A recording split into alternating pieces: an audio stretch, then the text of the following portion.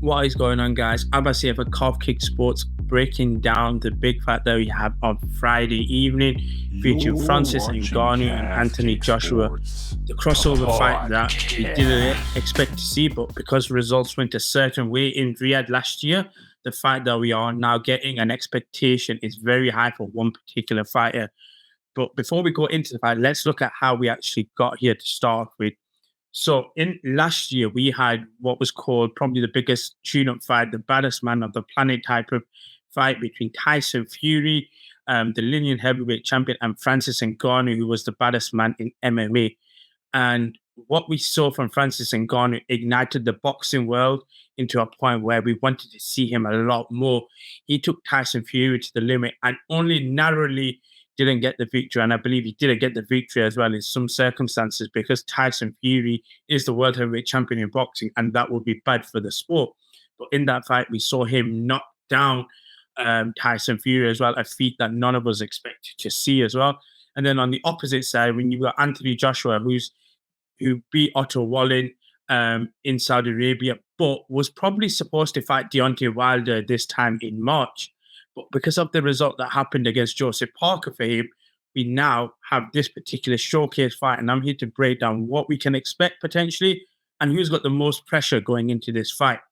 So let's look at Francis Ngannou first and foremost, a guy that has come from the MMA world, but has so much knockout power, punching power, that he's someone that you just cannot simply take lightly, regardless of the lack of experience at any sort of boxing level, even though at an entry point, when he was starting his combat career, actually preferred boxing or was in the boxing world, then obviously moved to MMA. He now stands in the ring against Anthony Joshua. And as I mentioned right at the top of the show, you had a guy here who was probably taken quite lightly when Tyson Fury took the opportunity to fight him, because it was one of the things where, look, we can make X amount of money. You can go back to MMA fighting for PFL. I can go on to fight Alexander Usyk. But then what we saw of Francis Ngannou gave boxing fans like myself a lot of intrigue to see what can he do going forward. What can he do with another training camp with a bit more experience? And now we're here, as I mentioned before, fighting Anthony Joshua. And I think when you look at Francis Ngannou, he's in a situation where there is a small amount of pressure, but not a lot. He's playing with what I call house money. If he goes in there and is able to stick it out for a certain amount of rounds with Anthony Joshua, even go all the way to the belt, we're going to be very happy. We're going to think Francis Ngannou, he's one of them guys that if he wants to take this, he can come in and fight top 10 heavyweights type of thing. On the opposite side, there is that element of where you're a one-off type of guy. Did you fight Tyson Fury and we didn't take you seriously, or boxing world or Tyson Fury didn't take you seriously, and hence why you were able to do what you were able to do? And now that we have film against you, now we got a Anthony Joshua, who I don't personally shortchanges people in terms of first his preparation for fights and then going into fights, and he dominates you. He brings it on you. He beats you up type of thing, which I don't think can happen. But if it did, then we may need to take a little step back, because there was a lot of praise for Francis Ngannou, but there was a bit too much, in my eyes, loading of Francis Ngannou, meaning that there was a lot of, oh, he can beat X, Y, and Z type of boxer in the heavyweight division, which I personally didn't see. One thing we know about Francis Ngannou is that man has power. And it's not just like, oh, he's got power type. No, this guy has knockout power. He's got hurting power. And if he connects, yes, anybody who gets hit by Francis Ngannou is going to feel it. It's not going to be one of them punches. I personally believe you can just take it on the chin, regardless of how strong your chin is. You can't just take that power, that shot, and just move on and walk through it. You will feel it. You will get knocked down to the ground, and then whatever the process is in that fight, Francis Ngannou will leap on you. So I think that is probably the one advantage. I look at this particular fight, and I'm like, Francis Ngannou wins that particular fight, particular advantage point, meaning that he has that shot power that when it hits, it's going to hit on you to the point where you will feel it. And if you feel it, how do you react to it? Yes, we saw Tyson Fury react to it in a certain way, but again, we always said that that was a very, very poor showing. It wasn't just a poor showing for Tyson Fury; it was a poor showing for boxing because at the end of the day, this is a guy that's the lineal heavyweight champion who basically just about scraped through, I believe, on his reputation as well. Now, going on to the other side, Anthony Joshua. Now, this is a man who I personally believe as well doesn't get the respect he does in boxing. Obviously, that's a conversation for a different day, but I think what he's able to do so far in boxing, even though he doesn't have the world titles with him, showcases to me why he is a champion. Now, yes, there's been criticisms of his past performances, but what we've seen against Otto Wally, what we've seen against Robert Helenius, we're getting that groove of Anthony Joshua back. Maybe a more chiseled, reformed Anthony Joshua is what we're seeing. But I think now going into this fight, he's probably facing somebody where the task on paper looks a bit more easier in the sense that you're fighting somewhat of a novice or a definite novice. But the magnitude is significantly high in the sense that this is a man in Francis Ngannou that hits you and you will feel it. Whereas you've got other heavier boxers who, yes, they can hit you. You may feel it, but you won't really feel it, meaning that you won't get hit to the ground. And then you look at the fact that Anthony Joshua, if he loses this, he drops backwards, just like how Deontay Wilder dropped back in terms of what his heavyweight aspects were when he lost Joseph Parker. This is a big risk fight for Anthony Joshua. Now, on the other side, what we're now getting is we've seen against Otto Walling, we've seen against Robert Helenius, the fact that we're not getting somewhat of not a pedestrian Anthony Joshua, but someone that's able to be a bit more aggressive, but calculated aggressiveness, meaning that he's getting the finishers, he's getting the referee stoppages, but he's doing it in a way that is smart, it's calculated.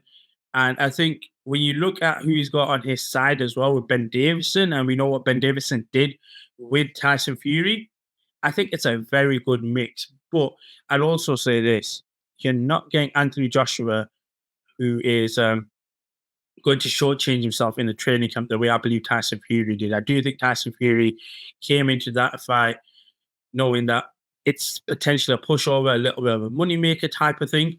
And then after that, I'm going to be good to go. I'll fight Usyk. And obviously, that's not been the case. I do think Anthony Joshua is going to be significantly more prepared.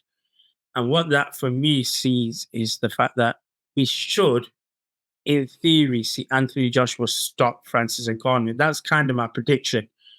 But I would be surprised if Anthony Joshua lost to Francis Ngannou. I would also be surprised if I think Anthony Joshua particularly knocks out Francis Ngannou. I do think the way this fight will go, personally, is we will see the first two rounds, which are called the feeler rounds. And then as we progress, I think you'll see Anthony Joshua get the control, be able to land more of the money punches. I think you'll get Francis Ngannou not necessarily tired up, but get a bit more frustrated in my eyes when it comes to this. And then towards the back end rounds, I think what we'll get is a shot from Anthony Joshua that you'll see Francis Ngannou particularly stumble. And then from there, you may not get him knocked down, but you'll see, I would say, a calculated onslaught from Anthony Joshua. And then we'll get the referee come in and probably make a late call stoppage. And I think as a boxing fan, I think that's what I expect to see in this particular fight. And I think when you look at Francis Ngannou, I think what he needs to do in this particular fight is similar to what he did against Fury. Win, lose, or draw, put a good, accountable performance. So then we can look at him and say, right, he's fought two of the best three, two of the best four heavyweights in this era. Now he's going to go back to PFL, do his MMA stuff. But the opportunity is there for Francis Ngannou. And Francis Ngannou being the name that Francis Ngannou is, there'll be a lot of guys in that top 10 heavyweight bracket that will want to fight him because of the money and the payday. And then what you'll see in Saudi Arabia is with his excellency knowing full well that Francis Ngannou is a money draw as well, is that he can be put on potentially as an undercard. I don't think he can main event with any other fighters outside of Fury and Joshua, potentially Deontay Wilder, just because of the brand and the stature. But outside of that, I think he'd be put on some form of undercard as well. So I think, like I said, I think Anthony Joshua significantly has so much to lose in this fight. And the only thing he can continue to gain is probably the momentum as he continues to build on. And as His Excellency has indicated, he wants the winner of this particular fight to then go fight the winner of Usyk and Fury. And for AJ, obviously, we know what his aims are. He wants to be world champion once more. That's a conversation for a different day. I wouldn't want him to fight Usyk because I think we may get some form of repetition of what we got in the previous two fights. And I think the only way we get this particular Fury fight is if the belts are on the line. As for Francis Ngannou, look, said it before and I'll say it again. He's playing with house money, but he can't go out there and just not show up. And I don't believe that's going to happen. I believe Francis Ngannou will show up.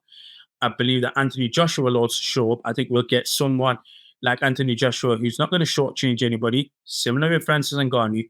But ultimately, I do believe Francis Ngannou will not be able to withstand the boxing ability of Anthony Joshua, especially towards the back end of the later rounds. And I think what you'll see is some form of fury of punches that will ultimately have the referee stop the fight.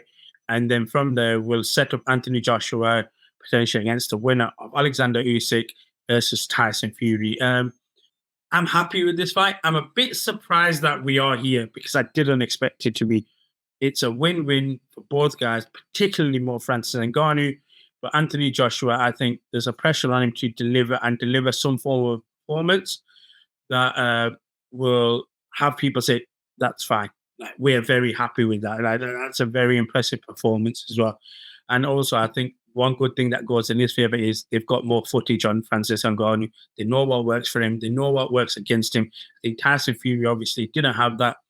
And that will also help AJ and Ben Davison and the rest of the team to be able to prepare for him. I do believe Anthony Joshua will stop Francis Ngannou towards the later ends of the rounds, and it will be somewhat of an emphatic stoppage, but one where both guys can go ahead after the performance, hold their heads up high and say, we delivered a great show for the guys. In terms of when this fight is as well, it isn't on a Saturday, it is Friday. I know obviously boxing always slips on a Saturday, but for this event, it is going to be on a Friday. It's the normal Saudi Arabia times as well. So very friendly for the UK fans. So yeah, tune in. It's on DAZN. It's also on Sky Box Office as well. So Sky has got the rights for this. And yeah, I think it's going to be a great show. You got Zheli Zhang and Joseph Parker on the undercard as well. Two other heavyweight guys who are looking to get wins, continue their momentum, put themselves in position for title shots as well very shortly. So yeah, I think Saudi Arabia, His Excellency Turkey Al-Sheikh, doing an amazing job with what they're doing right now with boxing, and hopefully it continues. But as always, guys, drop a like, share, subscribe. Until next time, peace, love and peace.